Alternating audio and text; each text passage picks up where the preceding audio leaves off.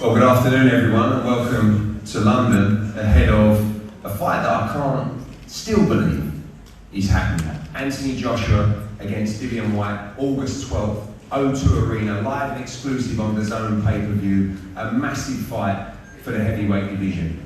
A little bit more than 7 years ago, these two came head to head. I saw a picture of today, unrecognisable really, young, naive, hungry, and now, some 7 years on, 2 world heavyweight titles and a plethora of huge heavyweight fights for Dillian Whyte in sold-out stadiums, O2 Arena, all around the world as these two heavyweights collide in London once again. Victory in the amateurs, victory in the pros, some call it a decider, I call it a must-win for 2 of Britain's biggest heavyweights. This fight has absolutely everything, and it was the fight that both guys wanted. For Anthony Joshua, talks of a Deontay Wilder fight, talks of a world heavyweight title fight, completely irrelevant. From the get-go on August 12th, he wanted this man to my left, who we know always steps up to every challenge. 2 great trainers in the corner, of course Buddy McGirt, Derek James, who's out in Las Vegas with Errol Spence. This fight has everything, and we can also announce that, having gone on sale this morning, this fight is completely sold out. It's a huge night for British boxing, it's a huge night for the heavyweight division. It's what both guys need, it's what the heavyweight division needs, it's what British boxing needs. This is a massive fight, and the biggest fight so far for DAZN in the UK. Alfie Sharman from DAZN, ahead of a huge schedule coming up. This is really the biggest moment for DAZN so far. Yeah, you're right, thanks Eddie, great news. I mean, no surprise on the sellout. Look, we're incredibly excited to have this event.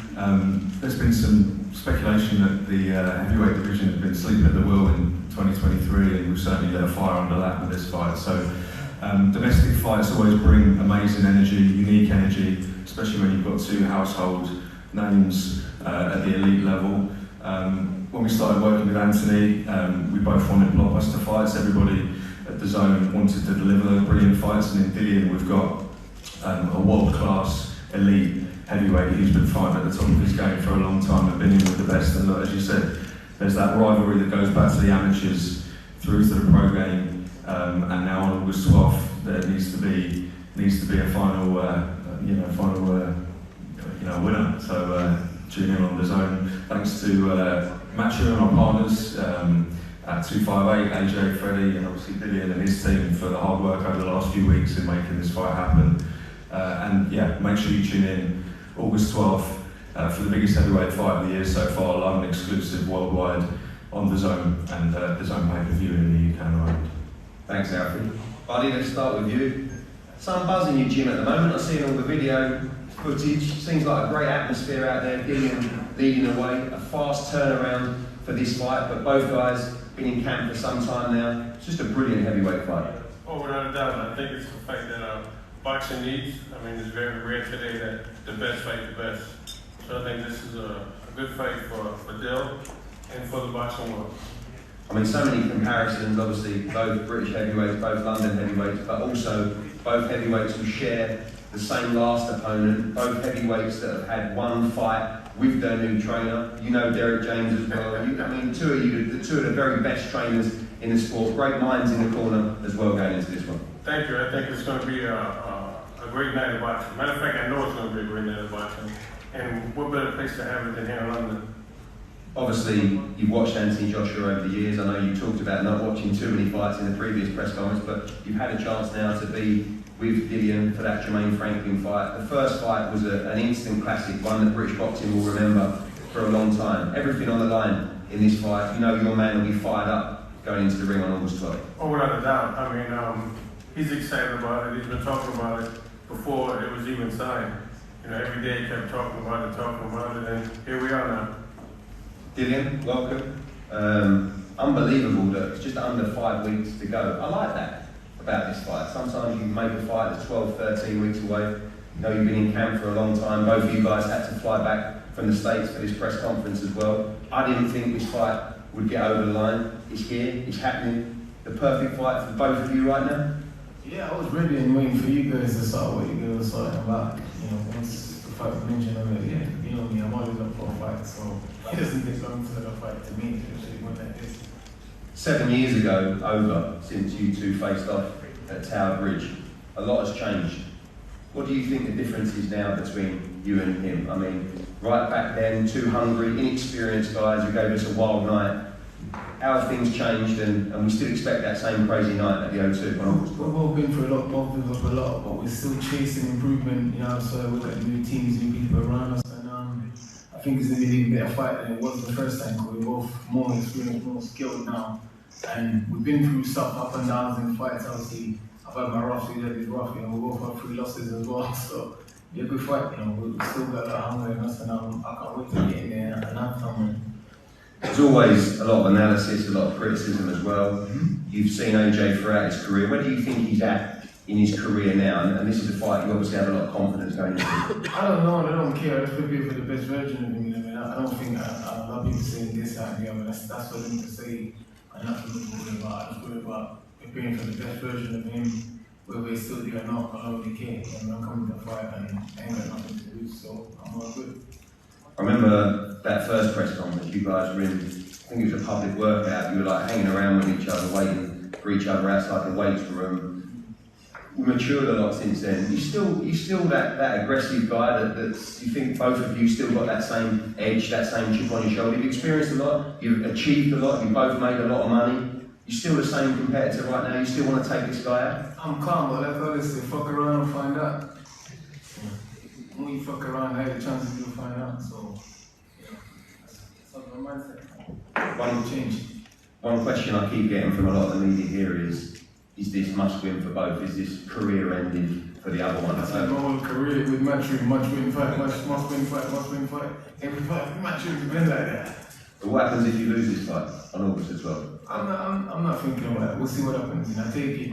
I don't get older. I learn to take it day by day. I appreciate today. Worry about tomorrow and tomorrow comes from it. So let's see. Yeah.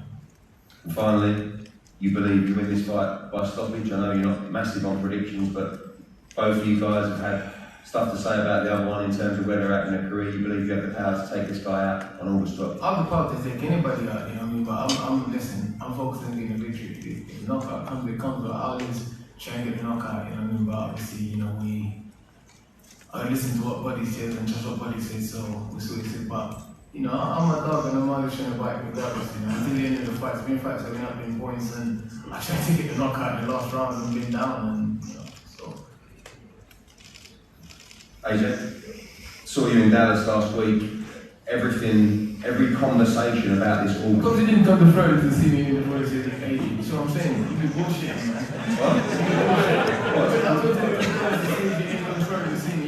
I didn't think you were going to take the fight. You be bullshitting, man. I didn't think you were going to take You the better fight. stop that. You better stop that. Okay. Yeah. I didn't think you'd take the fight. You didn't feel take the fight? No. You were going to Mexico. You didn't feel take the fight? Yeah, I was going Dallas to Mexico. Because I was a stopover. That's one question. Go on. What if they did boss they say? You might find out.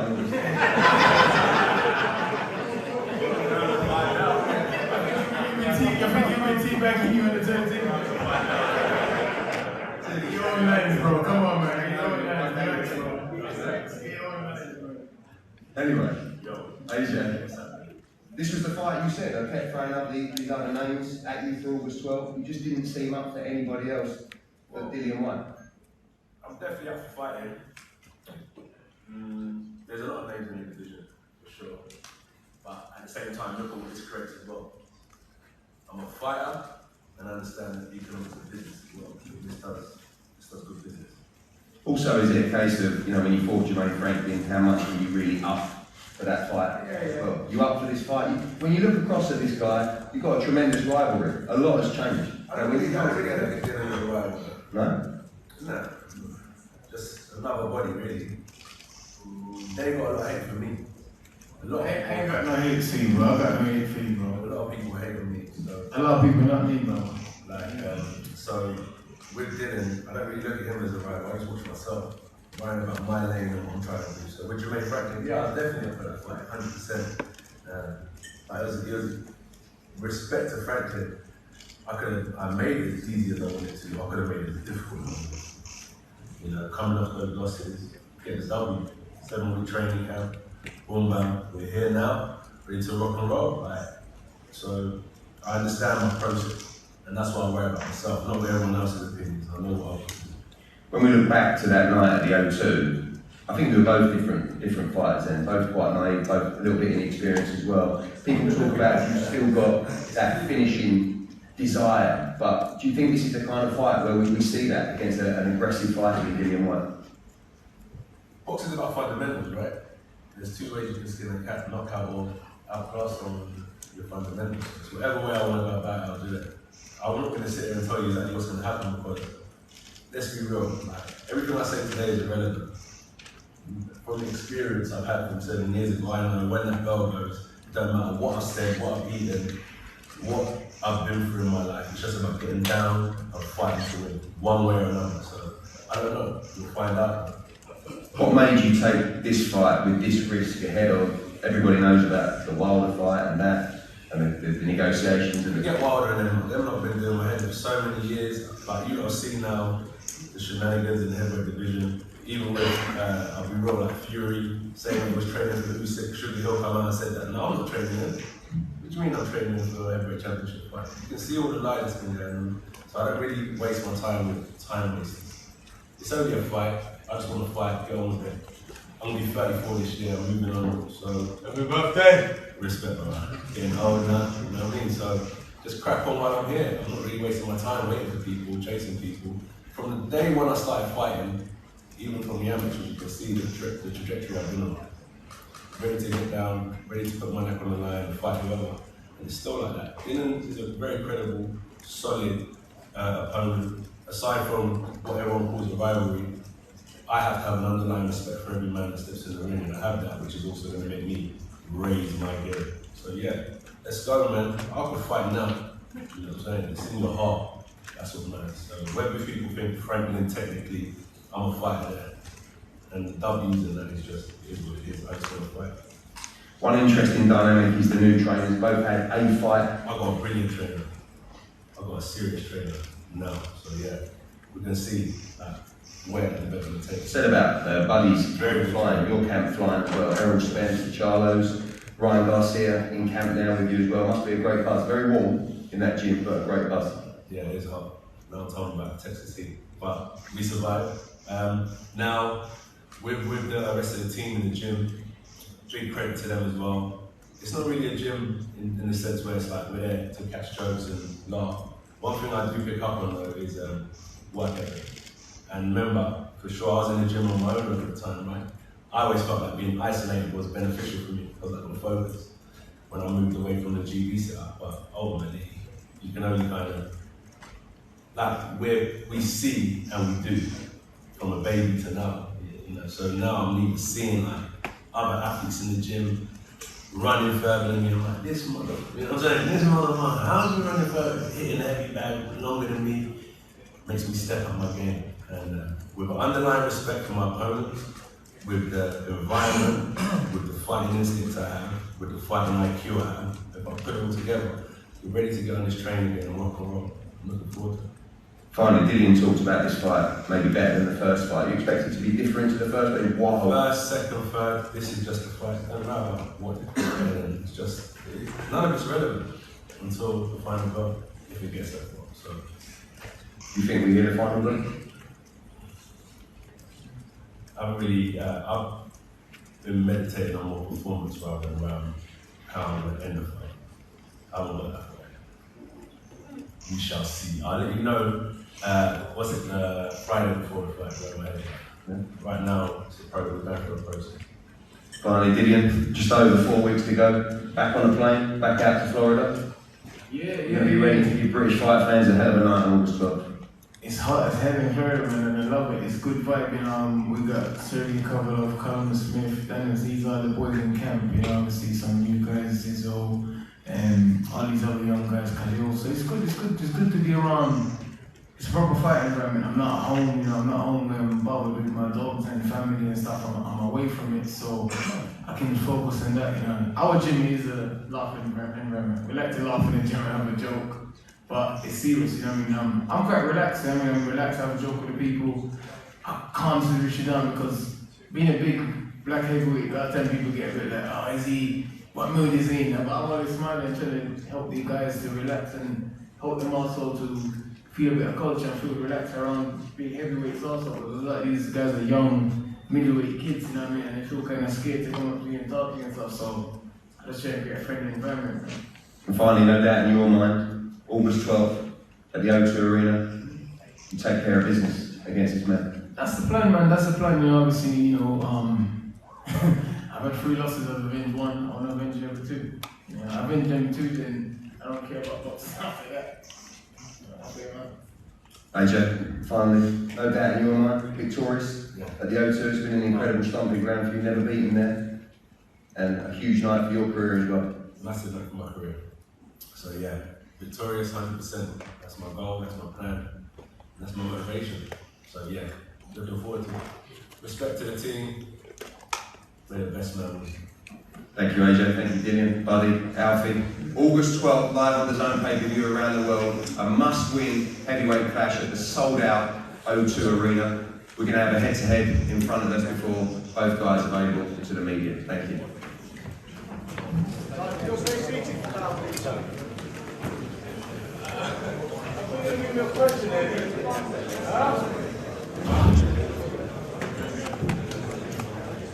I just have to stretch my camera up, you might think this shit. Come forward. Hey, do you want to take it or? Oh, I'm filming on mine too. So. Yeah, alright. Great, I'll go in over the top there.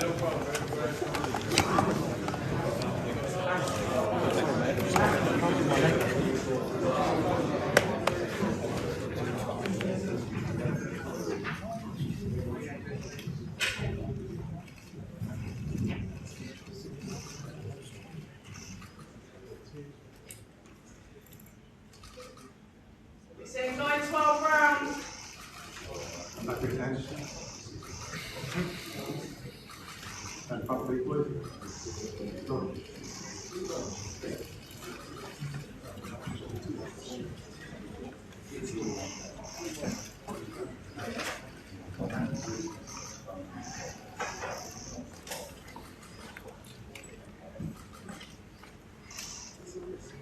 Good stuff, lads.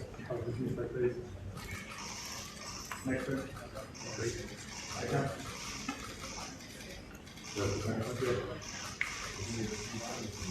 Thank you.